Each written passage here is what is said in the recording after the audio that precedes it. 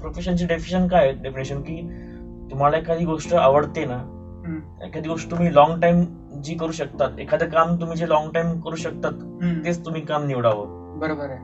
पण माझ्या ठिकाणी असं होतं की मला ते एखाद्या ठिकाणी जॉब करणं किंवा ते कम्प्युटर फील्डमध्ये जॉब करणं किंवा हे करणं हे शक्य नव्हतं किंवा मी ते करू शकत नाही.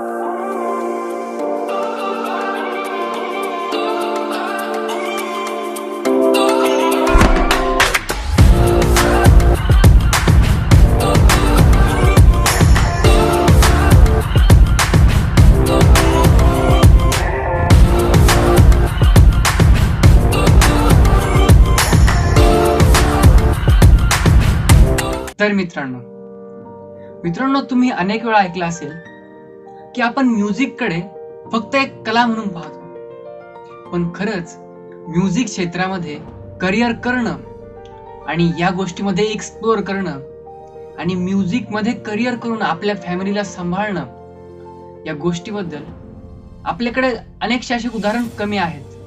जे उदाहरणं आहेत ते फार मोठ्या लेवलला आहेत, पण खरंच आपल्या समाजामध्ये जे कॉमन पीपल आहेत ज्यांनी खरंच म्युझिकमध्ये करिअर केलंय त्यांच्याशी आज आपण चर्चा करणार आहोत. आणि आज आपण खरंच professional recording studio and music production studio आणि म्युझिकमध्ये करिअर या गोष्टींविषयी चर्चा करणार आहोत. तर मित्रांनो, आपल्याबरोबर आहेत आज शुभम तवरे सर.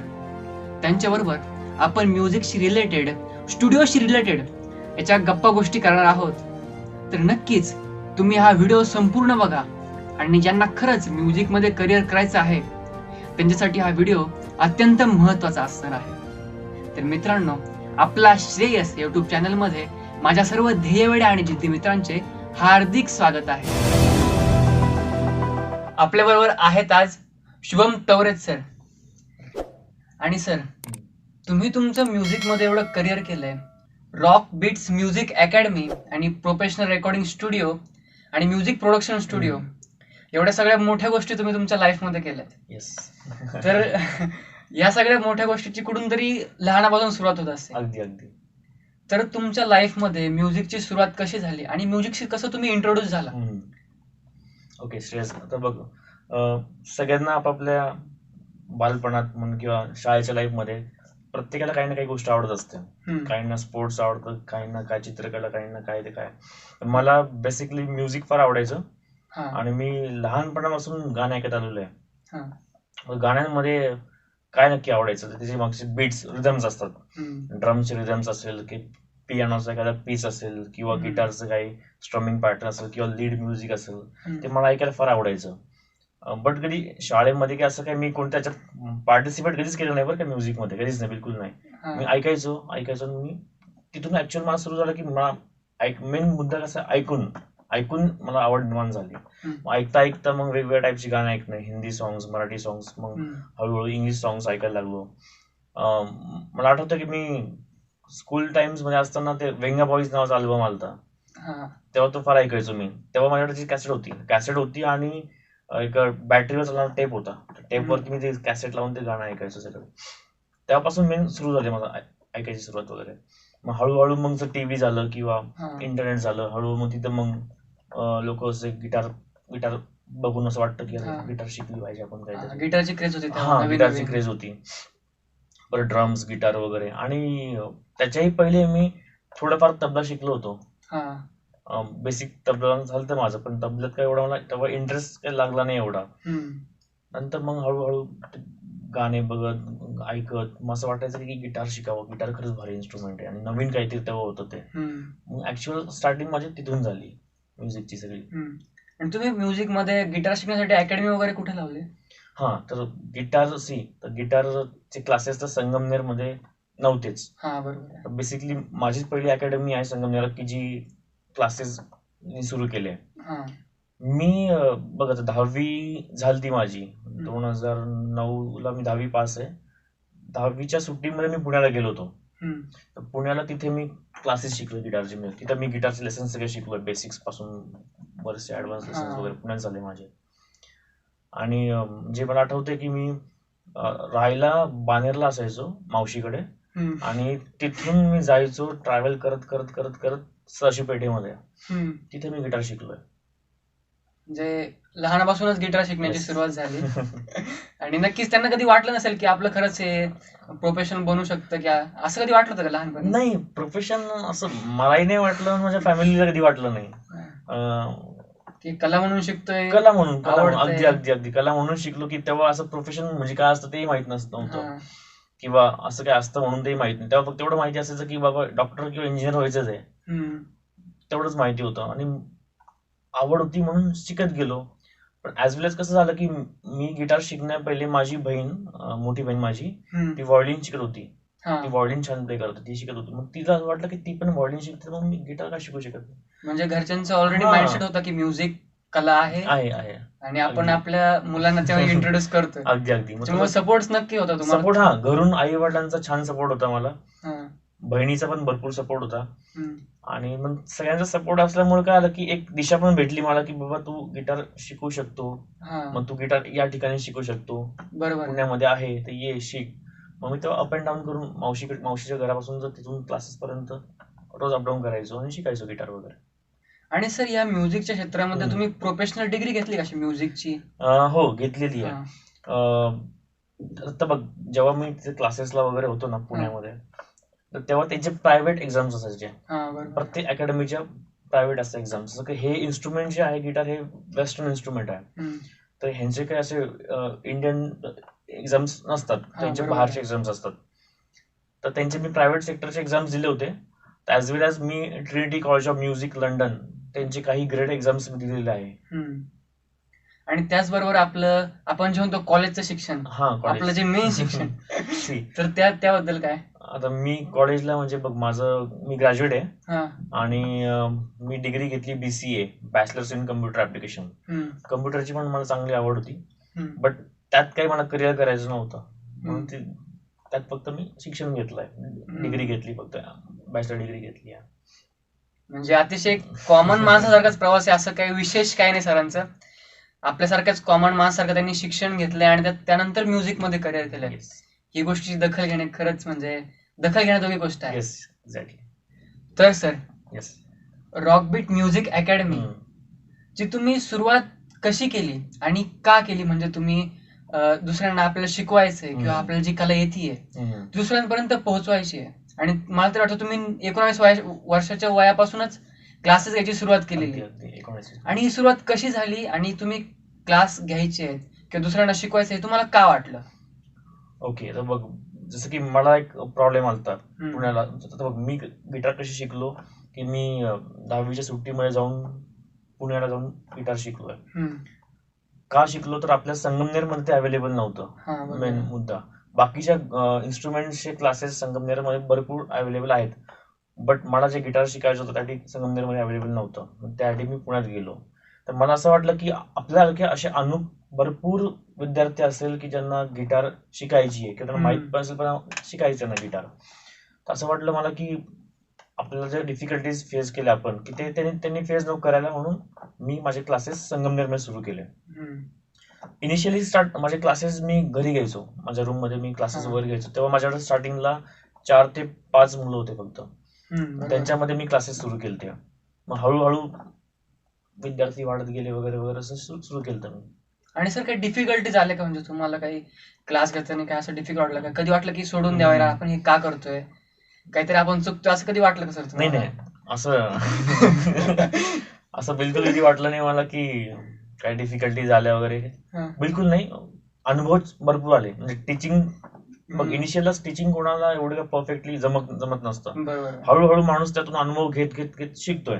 असं माझ्यासोबत झालं. थोडंफार डिफिकल्टी जायचं की नक्की एखादी गोष्ट कशी एक्सप्लेन करायची आहे, मग त्याकरता किती स्टडी लागतो, मग त्या पद्धतीने मी स्टडी करायला लागलो, त्या पद्धतीने मुलांना मी शिकवायला लागलो, आणि मग हळूहळू ते सगळे प्रॉब्लेम सॉल्व्ह होत गेले. मग डिफिकल्टीज काय आलेच नाही असे काही. म्हणजे कसं आहे, आपल्याला जर एखादी गोष्ट आवडते त्याच्यामध्ये आपण किती डिफिकल्टीज घेऊ, ते आपल्याला कधी डिफिकल्टीज वाटत नाही. असं वाटतं की हे जस्ट चॅलेंज आहे आणि आपल्याला त्याच्या पुढे, आणि ते हळूहळू स्टडी करून आपण सॉल्व्ह पण करून देतो. ओव्हरकम करायचं. येस, ओव्हरकम करतो त्याला. येस. आणि सर त्यानंतर मग आपल्या अकॅडमीचं म्हणजे एवढं मोठं रूप कसं आलं? बघ, आता स्टार्टिंग तर घरापासूनच झाली. घरून क्लासेस सुरू केले. हळूहळू जे माझे मित्र असायचे ते पण क्लासला यायचे, त्यांच्या ओळखीने अजून मुलं यायचे. मग त्या पद्धतीने तिची ऍड होत गेली माझी, की अरे इथं गिटारचे क्लासेस चालू आहेत. बरोबर. मग तसं मग मला ती जागा माझी कमी पडायला लागली. मग मी एक वर्कशॉप घेतला संगमनेरमध्ये गिटारसाठी, तो झाला. त्यानंतर मग मी डिसाईड केलं की आपण एक हॉल घ्यावा रेंटवरती. रेंटवरती हॉल घेऊन त्या ठिकाणी शिकवा, म्हणजे भरपूर मुलं एकाच ठिकाणी शिकू शकतात, असं मी प्लॅन केलं. आणि सर याच्यामध्ये तुम्ही 19व्या वर्षी क्लास घेताय. हो. आता या काळामध्ये मी सुद्धा आता 19 कम्प्लीट होईल काही दिवसांनी, पण म्हणजे जसंच काही वेगळं करतोय. आता त्यावेळेस तर खूप काळ जुना होता, यावेळेस अनेक लोक एक्सप्लोर करायला लागले. पण तेव्हा एखादा 19 वर्षाचा मुलगा क्लास घेतोय, काहीतरी शिक्षण सोडून वेगळं करतोय. आणि कसं 19 वर्षाचा मुलगा म्हणजे फक्त त्या कॉलेज लाईफ मध्ये दंगा असतो. आणि तुम्ही असं काहीतरी वेगळं केलंय, काहीतरी साईड हसल करताय, त्याच्याबद्दल बाहेरच्या लोकांचं किंवा समाजातल्या वेगळ्या लोकांचं काही मत होतं, आणि किंवा तुम्हाला असं वाटलं की लोक क्या कहेंगे, असं कधी तुम्हाला वाटलं? असं वाटलं मला की लोक काय म्हणतील. मी तिथं इग्नोर केलं. मी विचार केला की मला आवडते ना, तर मग बस, मग तेच करायचं आहे. मी त्या ठिकाणी बाकी कोणाचा विचार नाही केला. हा, थोडं लोक विचारता, म्हणतात अरे अभ्यासावर लक्ष द्यावं, थोडेसे कॉलेजला चांगले मार्क्स पडले तर थोडं चांगलं, पुढं इंजिनिअरिंग चांगले हा, असं पहिले ते बघ, हे काय म्युझिक आहे, ह्याच्यामध्ये कुठं करिअर असतं का, किंवा आता वेळ नको वाया घालू, अभ्यास कर चांगला, असं लोक म्हणायचे आजूबाजूला. बट घरून एक सपोर्ट होता की कर, तुला आवडते ना तर तू नक्कीच कर. आता माझी बहीण GD आर्ट आहे, तिला ड्रॉइंग मध्ये वगैरे आवड आहे फारशी. मग तिलाही घरच्यांनी सपोर्ट केला की मग तुला आर्ट आवडतं तर मग तू आर्ट मध्येच कर ना. हा, बरोबर आहे. मग माझ्या बाबतीत मला म्युझिक आवडतं ना, मग तुला म्युझिक आवडतं तर म्युझिकच कर ना, असं झालं ते. तर नक्की तुमच्या वडिलांचा सपोर्ट शिवाय तर काय अशक्यच असतं कोणती गोष्ट. वडिलांशिवाय तर नाहीच. मेन डिसिजन मेकर तर तेच असतात. त्यांनी एकदा येस म्हटलं तर मग पुढे सगळं वाटचाल चालते. आणि कधी तुम्हाला असं वाटलं की कधी वडील एखाद्या गोष्टीला नाही म्हणतील आणि त्यांना कन्व्हिन्स तुम्ही केलं, असं कधी घडलं तुमच्या लाईफ मध्ये? कन्व्हिन्स करायला लागलं बऱ्याच वेळा. आता बघ, पहिली गिटार घ्यायची फार कन्व्हिन्स करायला लागलं मला, की तुम्ही बहिणीला व्हायोलिन घेऊन दिली, मला गिटार का नाही. मग त्यावरून थोडस मग मला पण गिटार पाहिजे, मला गिटार शिकायची आहे. मग त्यावरून थोडं कन्व्हिन्स करायला लागतं काही ठिकाणी, मग ते होतं कन्व्हिन्स. लहान असल्यावर तुम्हाला काहीतरी फायदा झाला थोडाफार? हो, लहान असल्यामुळे ते फायदा झाला अगदी तसंच. आणि सर नक्की तुम्हाला असं कधी वाटलं की या क्षेत्रामध्ये आपल्याला करिअर करायचं आणि या क्षेत्रामध्ये आपल्याला पुढे जायचंय, किंवा आपली तुमची जी मेन डिग्री म्हणतो आपल्याला, ते सोडून आपल्याला आपलं जे साईड हसल आहे त्याच्यामध्ये आपल्याला पूर्णतः उतरायचंय, हे तुम्हाला कधी वाटलं? आता बघ, असं मी काय पहिले काय प्लॅन वगैरे काही केलं नव्हतं की मला की सपलं हे असं फ्लोचार्ट की मला इथून हे करायचं, असं काहीच नव्हतं. तेव्हा ते ह्या गोष्टी माहिती नव्हतं की ह्याच्यामध्ये प्रोफेशन करता येतं, असं माहित नव्हतं. आवड आहे म्हणून शिकलो, आणि शिकवायला आवडतं म्हणून सगळ्यांना शिकवत राहिलो. मग वर्कशॉप्स घेतले, काही शोज वगैरे केले मी, काही स्ट्रीटवर शोज केले, काही ठिकाणी हॉटेल्सला शोज केले, काही कार्यक्रमात शोज वगैरे केले. मग असं मला वाटलं की यार ह्याच्यामध्ये आपण प्रोफेशन करू शकतो. आणि मेन प्रोफेशनची डेफिनेशन की तुम्हाला एखादी गोष्ट आवडते ना, एखादी गोष्ट तुम्ही लॉंग टाइम जी करू शकतात, एखादं काम तुम्ही जे लॉंग टाइम करू शकतात तेच तुम्ही काम निवडावं. बरोबर आहे. पण माझ्या ठिकाणी असं होतं की मला ते एखाद्या ठिकाणी जॉब करणं, किंवा ते कम्प्युटर फील्डमध्ये जॉब करणं, किंवा हे करणं हे शक्य नव्हतं, किंवा मी ते करू शकत नाहीये. मग मी एक काम लॉंग टाइम काय करू शकतो, ते होतं म्युझिक. बरोबर आहे. ते मला आवडतंय, आणि ते काम केल्यावर मला आनंदही मिळतोय, सॅटिस्फॅक्शन मिळतं त्या गोष्टीचं. मग तेच काम का करू नये मग? बरोबर आहे. आणि मला मित्रांनो एक सांगायचंय की आपण पॅशन ही गोष्ट म्हणतो ना, आपली डेफिनेशन कुठेतरी चुकते. पॅशन म्हणजे फक्त जी आपल्याला गोष्ट आवडते ती नाही. ती एखादी गोष्ट जरी आपल्याला आवडत नसेल आणि त्यामध्ये आपण करतोय, आपण हारतोय, आणि तरीही ती आपल्याला करूशी वाटते, आणि आपण ती लॉंग टर्म करतो, याला पॅशन म्हणतात, असं मला वाटतं. अगदी अगदी. आणि एखादी गोष्ट आपण जी लॉंग टाइम करू शकतो, शेवटपर्यंत आपण जी गोष्ट करू शकतो, ती म्हणजे पॅशन. बरोबर आहे. असं. तर सर तुम्ही 19 वर्षाचे असताना क्लास सुरू केले, त्याच्याबरोबर तुमचं शिक्षण चालू होतं, तुमचे शोध चालू होते, तुम्ही काही ठिकाणी परफॉर्मन्स करायचे. तर ह्या सगळ्या गोष्टी करताना, तुमच्या अकॅडमिक्स करताना तुम्ही हे सगळं कसं मॅनेज करायचे? आता बघ, मी BCA ला असताना ना, संगमनेर कॉलेजला, तिथे कॉलेज जास्त वेळ नसायचा. BCA चे कॉलेज म्हणजे फार फार तर 2-2.5 तास असायचं. त्यातल्या त्यात मी जेवढं होईल तेवढं करायचो अटेंड, बाकी वेळ मी बाहेर असायचो. मग तेव्हा मी माझे पर्सनल क्लासेस मॅनेज करायचो अकॅडमी मधले. तेव्हा त्यावेळेस माझा हॉल रेंटवर मी घेतला होता आणि तिथं मी शिकवायचो ऍज वेल एज शोज वगैरे. आणि ते करत असताना माझे संगमनेरात एक ब्रांच होती, आहे संगमनेरात ब्रांच आहे, एक कोपरगावला ब्रांच आहे माझी, एक शिर्डीमध्ये आहे आणि एक वैजापूरमध्ये आहे. तेव्हा मी हे सगळे 4 ब्रांच मॅनेज करायचो. सगळं 4 मॅनेज करायचं? हो, म्हणजे मी वीक मधून 2 ते 3 दिवस मी घराबाहेर असायचो. मग शिर्डीचे क्लासेस, कधी कोपरगावचे क्लासेस, कधी वैजापूरचे क्लासेस, मग संगमनेरचे, कधी शोज असेल तर शोज करायचे, कधी काही इव्हेंट असेल तर इव्हेंट करायचा, आणि कॉलेजच्या वेळी कॉलेज करायचं थोडंफार, आणि तिथून निघायचं आणि आपल्या पर कामाला लागायचं. आणि सर तुम्हाला एक पर्सनल क्वेश्चन आहे, म्हणजे जेव्हा तुम्ही कॉलेज करायचे, तुमचं साईड हसल चालू असायचं आणि तुमच्याकडे एक तर गिटार शिकायचे तुम्ही, तर तुम्हाला असं कधी वाटलं की कॉलेजमध्ये आपण थोडे स्पेशल आहोत, की तुम्हाला काही स्पेशल इंटेन्शन वगैरे कॉलेजमधून भेटायचं? हो, ऍक्च्युली ना बघ, तर मी तुला सांगितलं माझ्या एवढे ब्रांचेस वगैरे होते, मी शिकवायचो, तिथले काही टीचर्स माहित नव्हतं त्यांना की माझं काही एवढं आहे असं काही माहित नव्हतं. मी फक्त कधी दिसायचो जेव्हा काही फंक्शन असायचं तेव्हा मी गिटार घेऊन ते वाजवायचो, काही इव्हेंट्स वगैरे असेल तेव्हा. मग त्यातून त्यांना कळलं की माझी पण ब्रांचेस आहे, मी क्लासेस घेतोय, माझे क्लास कोपरगावमध्ये, शिर्डीमध्ये, त्यांनाही कळायचं. आणि त्यांना एक असं छान वाटायचं की तू एवढं सगळं मॅनेज करतोय, मग तू अभ्यास कसं करणार, मग ते असाइनमेंट्स कधी सबमिट करणार, मग फाईल कधी सबमिट करणार. आणि ते व्हायचं. मित्र बरेचसे हेल्प करायचे, सगळे मित्र मैत्रिणी सगळे हेल्प करायचे मला, आणि त्यामुळे ते बऱ्याचशा गोष्टी माझ्या मॅनेज होऊन जायच्या. आणि टीचर्स लोक फार सपोर्ट करायचे मला या बाबतीमध्ये. त्यांना माहिती की बाबा हा खरंच बंक करत नाहीये, हा काहीतरी काम करतोय, त्यामुळे टीचर्सचा फार सपोर्ट असायचा मला आमच्या डिपार्टमेंटचा. आणि घरी कधी तुम्हाला असं वातावरण कळलं की समजा आपला मुलगालाच म्युझिक कडे वळतोय, तर घरच्यांना अशी चिंता तर 100% वाटली असेल की यार काही याचं करिअर आहे की नाही, मग त्याबद्दलचा काय एक्सपिरियन्स? आता बघ, त्या वयात असताना कसं साहजिक प्रत्येक पॅरेंट्सला वाटतं की आपला मुलगा इंजिनियर, डॉक्टर किंवा असं भारी काहीतरी डिग्री घेणारा पाहिजे आणि त्याचा वर्षाचं पॅकेज 10-12 लाखाचं तरी पाहिजे, असं प्रत्येक पॅरेंट्सला वाटतं, बरं का. त्यात त्यांची काही चूक नाहीये, शेवट आजूबाजूला वातावरण तसं असतं. आणि मग त्यांची अपेक्षा होतीच की तू काय असं मोठं काहीतरी करशील, पण त्यांना म्हटलं की मी हे काम नाही करू शकत. म्हटलं म्हणजे कोणाच्या अंडर काम करायचं आणि सकाळी 10 ते रात्री 10 काम करा, फक्त शनिवार रविवार सुट्टी. पण त्यात ते काम पण आवडीचं नाही ना. पण ती डिग्री जी मी घेतली, ठीक आहे, मला ठीक आहे ती छान डिग्री आहे, सगळं मान्य आहे, पण मला त्या फील्ड मध्ये एवढं काम करायला आवडत नाही ना. आणि मी ते काम लॉंग टाइम करू शकलोच नसतो, मला माहिती होतं. म्हणून मी घरच्यांना कन्व्हिन्स केलं की म्युझिक मध्ये पण करिअर करता येईल, असं काही प्रॉब्लेम नाहीये, भरपूर काही रस्ते आहे म्युझिक मध्ये काम करण्यासाठी.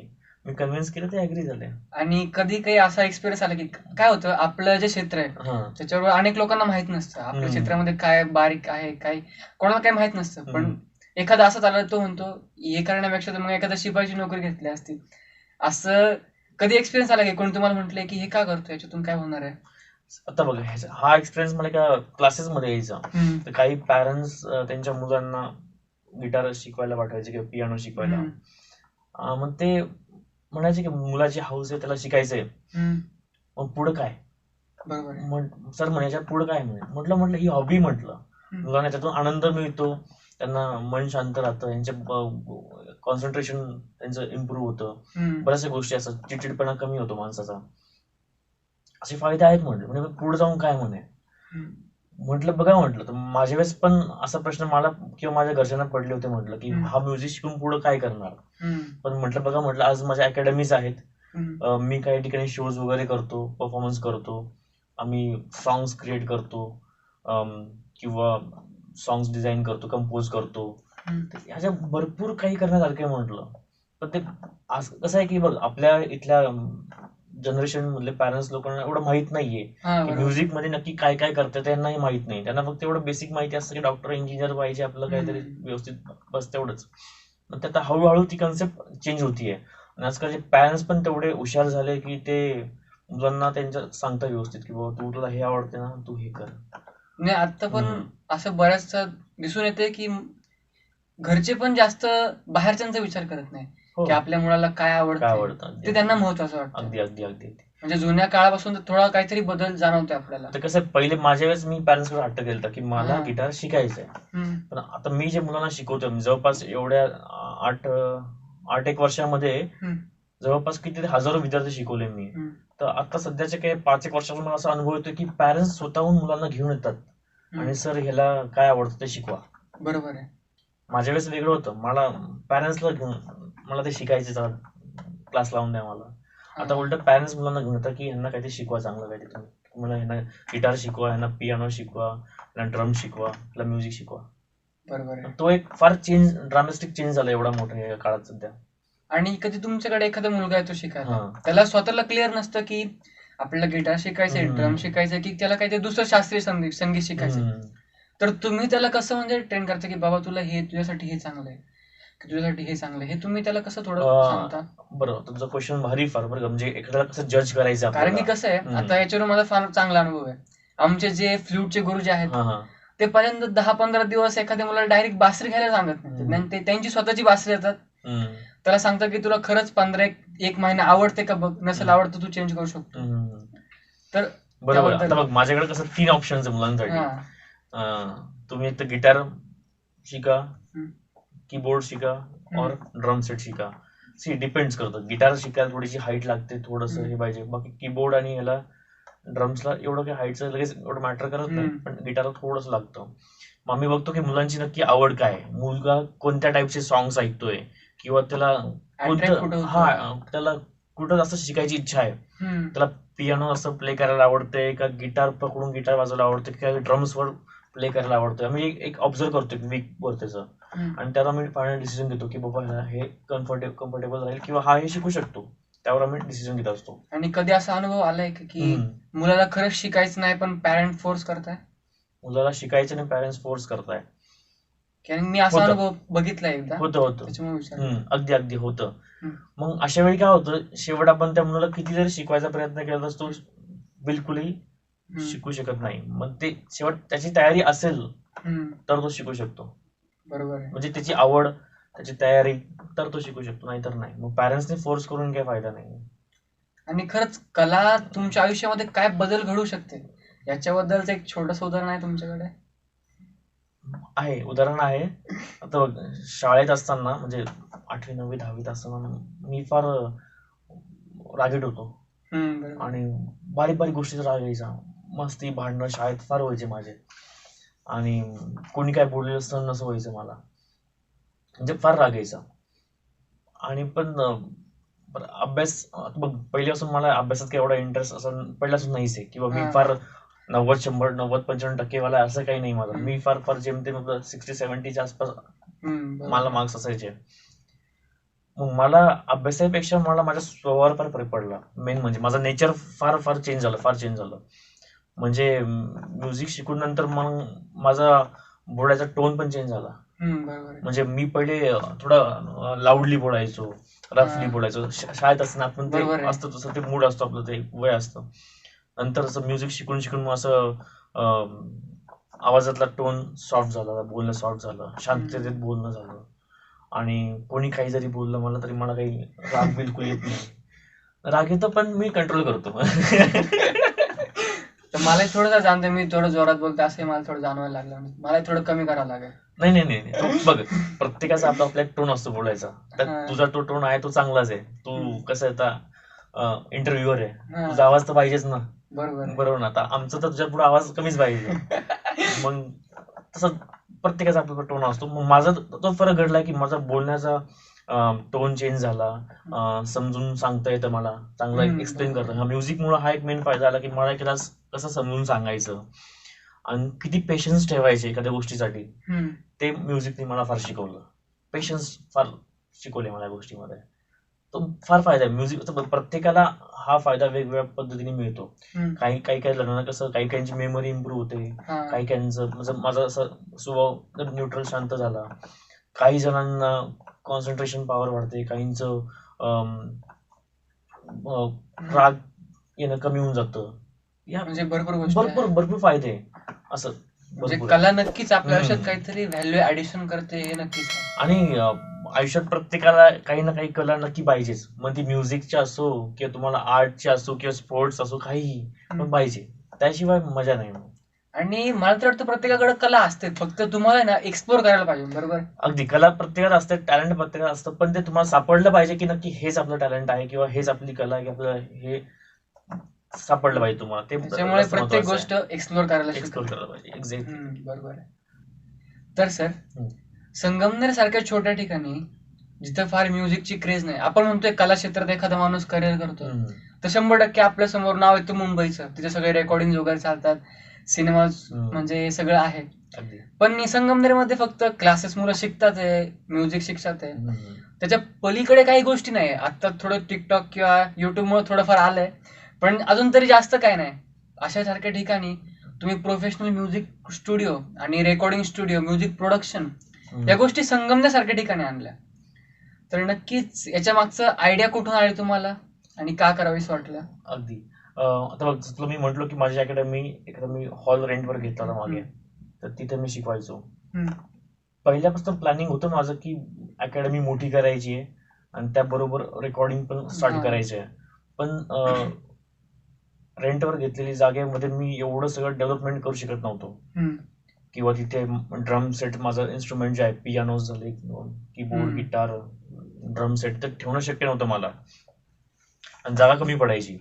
बरं, दुसरी गोष्ट सेक्युरिटी त्याची, ते राहील का नाही व्यवस्थित, तो एक विषय होता. आणि कसं आहे की ड्रम्स साठी पण एक स्पेशल रूम लागते ड्रम सेट प्ले करण्यासाठी, त्याला आपण म्हणतो अकॉस्टिक रूम म्हणतो. तो तर बघतोय ही रूम कशी केलेली मी, तर त्याकरता स्पेशली ड्रम्स करता ती रूम लागते. मग त्या गोष्टी तिथे करणं मला पॉसिबल नव्हतं.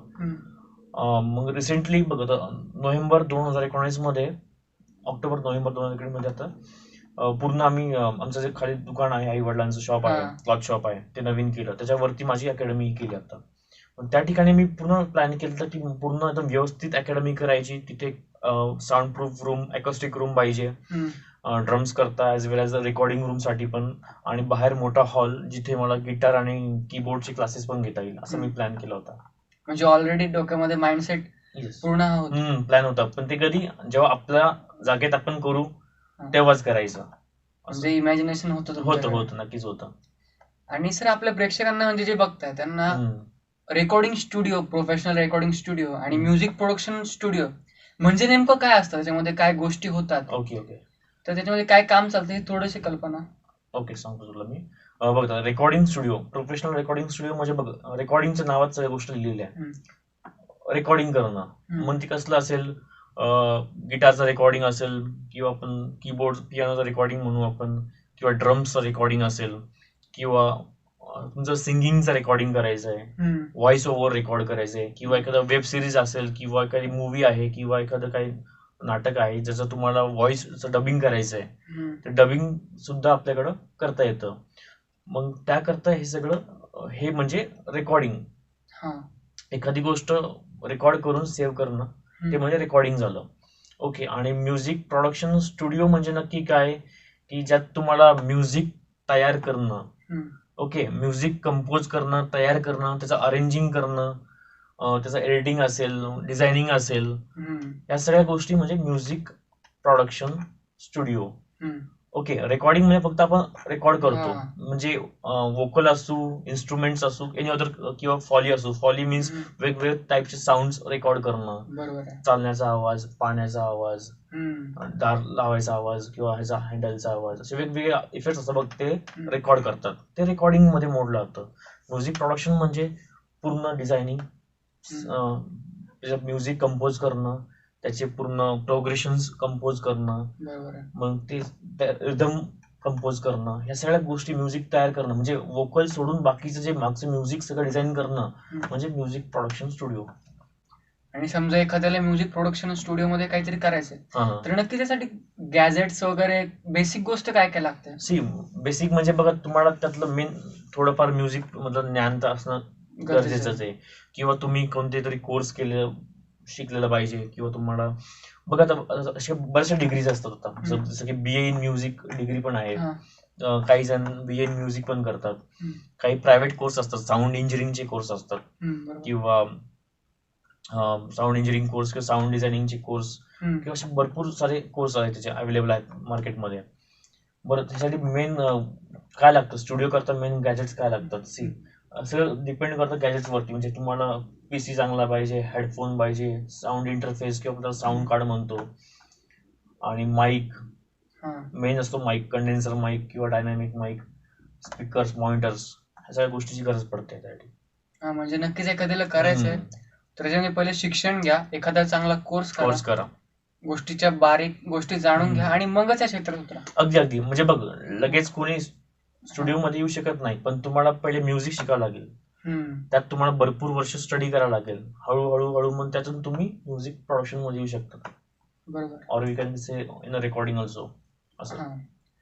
तर सर, मी अनेक ठिकाणी वाचलंय किंवा ऐकलंय आणि युट्यूबला बघितलंय की होम रेकॉर्डिंग स्टुडिओ. तर होम रेकॉर्डिंग स्टुडिओ आणि प्रोफेशनल रेकॉर्डिंग स्टुडिओ याच्यामध्ये फरक काय? सी, फरक आहे, बराच फरक आहे. डिपेंड्स, गॅजेट्स मध्ये पण फरक असतो. जसं आपण ज्या वस्तू यूज करतो, ज्या इन्स्ट्रुमेंट्स यूज करतो, त्यातही फार फरक असतो.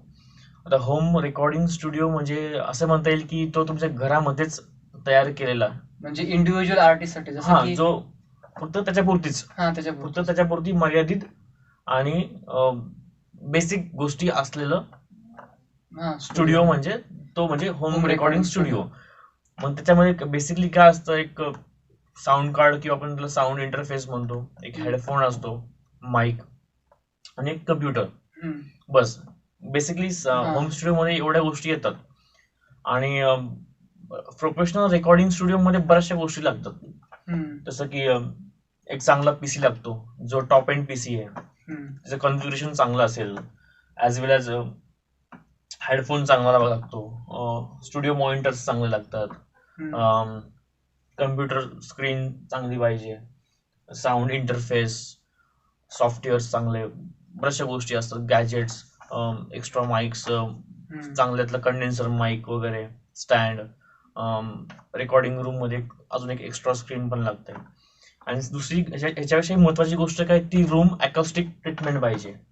अकॉस्टिक ट्रीटमेंट म्हणजे काय, सी, त्या रूम मध्ये आवाज घुमला नाही पाहिजे. बरोबर. म्हणजे माझा आवाज भिंतीला आदळून डबल नाही आला पाहिजे किंवा आवाज इक्वल नाही झाला पाहिजे. जो आहे तो नॅचरल आवाज आला पाहिजे, म्हणजे पूर्ण अकॉस्टिक आवाज आला पाहिजे. आता बघ, तू ह्या रेकॉर्डिंग रूम मध्ये बसलो आपण आता, इथे काय आपला आवाज घुमत नाही, क्लीन आवाज येतो आणि थांबून जातो, घुमत नाही. तर हेच जर आपण बाहेरच्या हॉलमध्ये जर रेकॉर्ड केलं असतं तर तो आवाज घुमला असता, फार मोठा आला असता. मग तो फरक असतो. तर बेसिकली रेकॉर्डिंग साठी तुम्हाला ह्या अकॉस्टिक ट्रीटमेंट करणं फार महत्वाचं असतं. जमिनीला मॅट वगैरे साईडला हे ब्लॉक्स लावा लागतात. त्या पद्धतीने ट्रीटमेंट असेल तर रेकॉर्डिंग तेवढ्या चांगल्या क्वालिटीची होते. आता कसं, घरामध्ये आपण तेवढं भारी क्वालिटीची रेकॉर्डिंग नाही करू शकत, कारण घरात बाकीचे आवाज असतात, रस्त्याचा आवाज असतो, गाडी येते जाते, कोणाचा काय आवाज येतो काही नाही. तसं इथे असं होऊ शकत नाही, कारण इथे पूर्ण अकॉस्टिक ट्रीटमेंट केलेली आहे. बाहेरचा बिलकुल आवाज आतमध्ये येतच नाही. ऍज वेल ऍज रेकॉर्डिंग रूम मध्ये जो पर्सन जो बोलतोय त्याचा सुद्धा आवाज ह्या रूम मध्ये येत नाही. एवढं त्याला अकॉस्टिक ट्रीटमेंट द्यायला लागतं. हे फक्त प्रोफेशनल रेकॉर्डिंग स्टुडिओ मध्ये करता येतं, आणि हे होम रेकॉर्डिंग स्टुडिओ मध्ये एवढं नाही करता येत. ते बेसिक गोष्टी म्हणजे होम रेकॉर्डिंग स्टुडिओ आणि प्रोफेशनल मध्ये एवढ्या सगळ्या गोष्टी इन्क्लूड होतात. तो एक मेन त्यात फरक आहे. आणि सर, आता तुमच्या अकॅडमी मध्ये किंवा याच्यामध्ये किती स्टुडंट्स वगैरे आहेत याची? सी, आता जर करोनाचा काळ चालू आहे, तर बेसिकली मी आता ऑनलाईन क्लासेस सुरू केलेले आहे. तर मी जवळपास माझ्या 35 ते मुलं असेल जे आता ऑनलाईन त्यांना मी शिकवतोय. आता मध्ये अनलॉक झालं तर काही जण इथे पण येऊन शिकतात. ज्यांना असं वाटतं की ऑनलाईन शिकलं पाहिजे ते ऑनलाईन शिकतात, असं काही नाही. बरोबर आहे. मुलांना दोन्ही ऑप्शन आहेत. ज्यांना वाटलं ऑनलाईन तर ऑनलाईन, ज्यांना वाटलं ऑफलाईन तर ऑफलाईन पण शिकू शकतात, असं काही नाही. आणि सर, खरंच एखाद्याला म्युझिक आवडत असेल आणि त्याला वाटतंय की आपल्याला म्युझिक मध्ये करिअर करायचं, तर नक्की त्यासाठी कोणते कोर्सेस आहेत किंवा त्यांनी काय करायला पाहिजे याबद्दल थोडं गायडन्स? सी, तर बघ, प्रत्येकाची आवड आहे. काहींना क्लासिकल म्युझिक आवडतंय, तर काहींना वेस्टर्न म्युझिक आवडते. आता माझा पूर्ण स्टडी झाला वेस्टर्न म्युझिक मध्ये, तर डिपेंड करतं. किंवा तसं मी मगाशी म्हटलो की BA इन म्युझिक करता येतं, त्यात तुम्हाला क्लासिकल पूर्ण संगीत शिकायला मिळतं. त्यात तुम्हाला क्लासिकल जे इन्स्ट्रुमेंट जे आहेत, आपण जे म्हणतो तबला, हार्मोनियम, ढोलकी, ढोलक वगैरे हे सगळ्या गोष्टी तुम्हाला शिकायला मिळतात. तसं मग वेस्टर्न साठी पण तुम्हाला कसं आहे की तुम्हाला काही अकॅडमीज जॉईन करायला लागतात, अकॅडमीज मध्ये शिकायला लागतं. मग तुम्हाला ते Trinity college of music London त्यांचे एक्झाम द्यायला लागतात. म्हणजे असे भरपूर ऑप्शन आहेत, जेवढं आपण सर्च करू तेवढं आपल्याला मिळतं. आता बघ, जसं की मी ट्रिनिटी कॉलेज ऑफ म्युझिक लंडनचे काही ग्रेड्स दिलेले आहे, एक्झाम दिलेले आहे. त्यात कसं असतं की थिअरी एक्झाम असते ऍज वेल एज प्रॅक्टिकल असते. म्हणजे प्रॅक्टिकल एक्झाम साठी लंडन म्हणून एक कोऑर्डिनेटर असतो, तो इंडियामध्ये येतो आणि आपलं प्रॅक्टिकल एक्झाम कंडक्ट करतो. आता कोविड सिच्युएशन मुळे थोडा यांचा पॅटर्न चेंज झालेला आहे. आता फक्त ऑनलाईन सगळं होत आहे तसं. आणि भरपूर प्रायव्हेट कोर्सेस पण भरपूर आहेत, जे पुणे विद्यापीठाशी टायअप तर नाहीये, बट प्रायव्हेट कोर्सेस आहेत. मग म्युझिक प्रोडक्शनचा कोर्स असेल किंवा स्टुडिओ टेक्निशियनचा कोर्स असतो. बरोबर, भरपूर कोर्सेस आहेत मार्केटला, साऊंड प्रोडक्शन वगैरे भरपूर भरपूर भरपूर. किंवा लाईव्ह साऊंड कसे ऑपरेट करायचे. बघ ते तुला माहिती असेल की EDM तयार करतात बघ, त्यासाठी एक पर्सन असतो, तो पूर्ण सगळे मशीन्स गॅजेट्स हँडल करतो. तो DJ बॉय असतो, तो EDM सगळं, त्याचे पण स्पेशल कोर्सेस असतात. ते पण भरपूर करण्यासारखं भरपूर आहे आपल्याकडं. पण तुम्हाला आवड कशी आहे, तुम्हाला कुठे जायचंय, इन्स्ट्रुमेंट्स मध्ये जायचंय का मशिनरी मध्ये तुम्हाला शिकायचंय, त्यावर डिपेंड. बाकी काय म्हणजे भरपूर बारीक गोष्टी आहेत, भरपूर भरपूर भरपूर भरपूर ब्रांचेस आहेत म्युझिकच्या, भरपूर करता येतं. आणि एक सगळ्यात महत्वाचा क्वेश्चन आणि आजच्या पिढीला आणि माझ्यासारख्या मुलांना पडलेला क्वेश्चन म्हणजे, सर आता हे म्युझिकचं करिअर म्हणताय किंवा त्याबद्दल म्युझिक सोडून जेव्हा जसे ऍक्टिंग येतं, कलाक्षेत्र येतं, असे वेगवेगळे ब्रांचेस आहेत. आपण फक्त डॉक्टर, इंजिनियर, आता CA येते, आर्किटेक्ट येते, या गोष्टींकडे फक्त मेन करिअर म्हणून बघतो.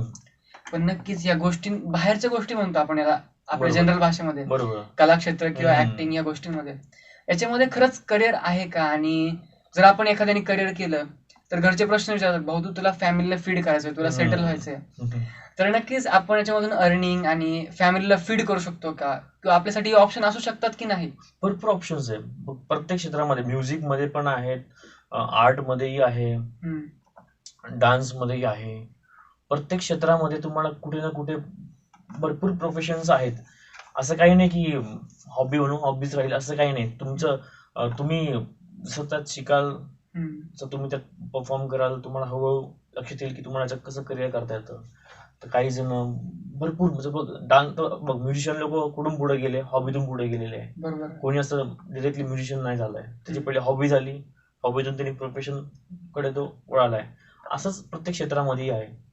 भरपूर कोर्सेस असतात, भरपूर मार्ग आहे तुम्हाला प्रोफेशन करण्यासाठी. असं काही नाही, थोडं स्ट्रगल आहे जास्त, किंवा इझिली असा रस्ता सापडत नाही आपल्याला की लगेच गेलो सापडलं, असं पण नाहीये. थोडं स्ट्रगल आहे, थोडी मेहनत घ्यावी लागणार काही ना काही वर्ष, पण सक्सेस 100% आहे.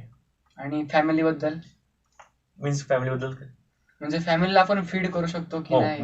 मग सक्सेस भेटल्यावर मग काय प्रॉब्लेम आहे? एवढं आहे असं समजू नको. म्युझिक म्हणजे म्युझिक असो किंवा बाकी कोणतं क्षेत्र असो, कला क्षेत्र, तुम्हाला त्याच्यात काहीच प्रॉब्लेम नाही प्रोफेशन करायला, काहीच प्रॉब्लेम नाही. फक्त आपल्याला एक सवय पडली असते रे सराउंडिंग मध्ये. कसं आहे, या करिअर मध्ये जाणारे लोक फार कमी आहे, बाकीच्या क्षेत्रात जाणार भरपूर जण आहे. त्यामुळे आपल्याला असं वाटतं की हे क्षेत्र सक्सेस आहे की नाही, म्युझिक किंवा आर्ट. असं काही नाही, भरपूर सक्सेस आहे. तुम्ही काही करू शकता याच्यामध्ये, प्रोफेशन करू शकता, असं काही नाही, बिलकुल नाही. फॅमिलीला फीड करू शकता, असं काही मोठा विषय नाही. आणि छान करिअर मिळतं त्यामध्ये, असं काही राहिलं नाही. पहिले जसं राहायचं की बाबा तू हॉबीज ठेव, हॉबी कुठं प्रोफेशन करता येते का, त्याकरता तू खास इंजिनियर बन, इंजिनिअरिंग कर, हॉबी होते, असं काही नाही. आजच्या काळात असं काहीच नाही. तुम्ही कोणत्याही क्षेत्रात प्रोफेशन करू शकता, जसं की तुमच्याकडे एखादं स्किल असेल. Yes, exactly. आणि सर तुम्हाला काय वाटतं, एखाद्या माणसाकडे कला असली तर तुम्हाला याच्या क्षेत्रामध्ये कधी असं वाटलं की आपलं थोडं टेन्शन येते किंवा आपण काहीतरी वेगळं करायला पाहिजे होतं, किंवा तुम्हाला कधी असं वाटलं की तुम्ही एवढं सगळं उभारले की नक्कीच लहानपणी मी आणखी थोडं काहीतरी वेगळं केलं असतं, दुसरं काही बनवू शकलो असतो? नक्कीच तुमच्या डोक्यामध्ये काहीतरी असे वेगळे ऑप्शन्स होते का की मला हे करायचं होतं पण मी करू शकलो नाही? काही रिग्रेट आहे का? रिग्रेट असं काहीच नाही, बिलकुल नाही की मला असं राहून गेलं, आता जर राहून गेलं असं काही, की मला असं वाटतं की लहानपणी मला असं व्हायचं तसं व्हायचं किंवा आता ते राहून गेले किंवा ती इच्छा राहून गेली. नाही, असं बिलकुल काही नव्हतं. मुळात मला म्युझिक आवडायचं पहिल्यापासून आणि मला ते काम लॉंग टर्म करायला आवडेल आणि त्यातून मला आनंद मिळेल, बस हेच काम करायचं होतं मला. बरोबर. आणि खूप सरांनी त्यांचा एकदम महत्वाचा वेळ आपल्याला दिला, त्याच्याबरोबर सरांचे आभार. थँक्यू. आणि सर, तुम्ही म्हणजे आता नवीन पिढीला काय सांगाल की काय करायला पाहिजे? तुम्ही एक सगळ्यात मोठा प्रश्न म्हणजे 18 वर्षाच्या तुमच्यातला शुभमला तुम्ही काय सल्ला द्याल? आता बघ, आता जे मुलं 11-12वीला आहेत त्यांचे एक प्लॅन बेसिक ठरलेला असतो, बस सीईटी द्यायचंय, सायन्स किंवा बायो ग्रुप घ्यायचा आहे आणि इंजिनिअरिंग किंवा डॉक्टर करायचंय. पण त्याच्यापेक्षा त्यांनी असं काही सर्च करावं की मार्केटमध्ये ते पीपल्स कमी आहे आणि त्यांची जास्त गरज आहे, किंवा हा झाला तो प्रश्न, किंवा तुम्हाला काय आवडतंय, तुम्हाला काय आवडतं, तुम्ही ते लॉंग टर्म काम करू शकतात का, ते महत्वाचं आहे. आज प्रत्येक म्हणजे प्रत्येक फील्डमध्ये प्रोफेशन आहे, प्रत्येक ठिकाणी काही ना काही आहेच, असं काही राहिलं नाहीये. मेन मुद्दा काय होतं की तुम्हाला काय आवडतंय आणि तुम्ही काय करू शकतात, ते महत्वाचं आहे. बाकी माझा मित्र इंजिनिअरिंगला गेला म्हणून मी पण तिकडे जाणार असायचं तसं काही करू नका. शेवट तुम्हाला काय आवडतं ते बघा. बरोबर. आणि सरांचा एक छोटासा सल्ला तुमच्यासाठी खरंच महत्वाचा ठरू शकतो असं मला वाटतंय. आणि खरंच सरांचे मनापासून आभार. नक्की त्यांच्याकडून काहीतरी नवीन गोष्टी तुम्हाला शिकायला भेटतील आणि नक्कीच तुमच्या शेजारी असे काही लोक असतील की त्यांनी काहीतरी वेगळं केलंय, त्यांच्याविषयी नक्कीच आम्हाला कळवायला विसरू नका. आणि जर हा तुम्हाला व्हिडिओ आवडला असेल, सरांची जर्नी आवडली असेल, तर आपल्या चॅनलला सबस्क्राईब करायला विसरू नका. आणि सरांबद्दलच्या तुमच्या काही कोणी सरांना भेटलेलं असेल तर नक्कीच त्यांच्याबद्दलचे काही अनुभव कमेंट सेक्शन मध्ये कळवायला विसरू नका. शुअर. धन्यवाद. थँक्यू.